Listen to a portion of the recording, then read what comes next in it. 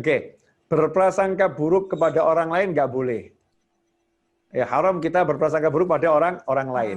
Nah, orang kalau yakin nggak akan ragu. Maksudnya, oh ini saya kok nggak diterima ya, saya yakin diterima. Maka dia akan mencoba tahun berikutnya. Dia akan mencoba tahun berikutnya. Itu pilihan yang pertama. Artinya dia yakin diterima. Sekarang belum. Tahun depan saya akan diterima. Kemudian yang kedua, dia yakin ya bahwasannya Allah Ta'ala ini keputusannya yang terbaik.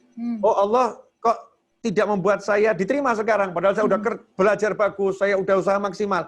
Kok nyatanya saya nggak diterima? Berarti Allah akan beri saya yang lain yang jauh lebih bagus. Apa itu? Maka dia mulai berpikir yang positif tentang banyak hal yang lain. Dan dia akan terus mengejarnya.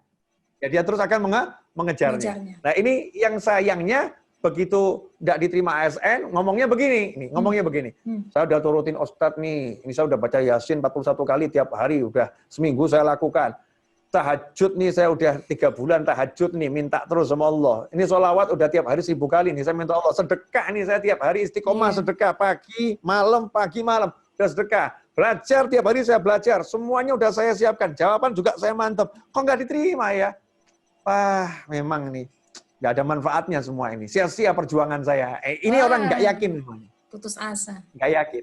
Kalau orang yakin dengan apa Allah Ta'ala, dengan perjuangannya, usahanya, dia akan berkata, kalau sekarang saya nggak diterima, insya Allah tahun depan diterima. Atau dia akan berkata, Allah akan beri saya sesuatu yang lain. Saya akan cari apa itu. Saya akan kejar itu. Hidupnya optimis terus.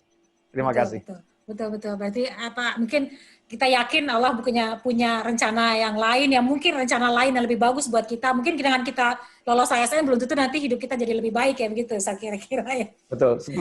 Seperti saya contohnya. Saya dulu itu sekolah, alhamdulillah, rankingnya bagus. Kemudian ketika saya MPTN, 1 tahun saya belajar. 1 tahun saya belajar. Nah, kebetulan di ujung, waktu mau daftar kuliah, Bu saya bilang, saya nggak izinkan kamu kuliah keluar dari Solo. Nggak izinkan kamu keluar dari Solo. Itu waktu itu ya hati saya rasanya, wah ini belajar 1 tahun gitu kan ya. Ini. Tapi saya yakin gitu. Pasti kalau saya nurut sama ibu saya, hasilnya bagus. Nggak mungkin nggak bagus. Sehingga saya nyantai. Subhanallah, sekarang saya mengajarin orang-orang yang belajar. Sekarang nih saya lagi ngajarin para dokter dan dari berbagai bidang yang lain. Sementara saya cuma lulusan SMA, SMA yang nggak pernah menikmati bangku kuliah. Karena apa? Karena kita meyakini kalau kita taat sama ibu kita pasti akan diberi Allah yang terbaik. Sehingga saya ngejar, wah ini kalau nggak boleh kuliah, ya udah saya coba ke pesantren. Ke pesantren cuma 7 bulan saya di pesantren. Setelah itu saya melanjutkan dengan belajar kepada almarhum Habib Ali. Setiap hari rumah, masjid. Subhanallah, Allah berikan keberkahan orang tua. Ya, sehingga alhamdulillah sekarang dipertemukan dengan antum semuanya. Jazakumullah khairan. Ini salah satu contoh bahwasanya apa yang Allah pilihkan itu yang terbaik. Yang kita rencanakan itu ya sebegitu-begitulah.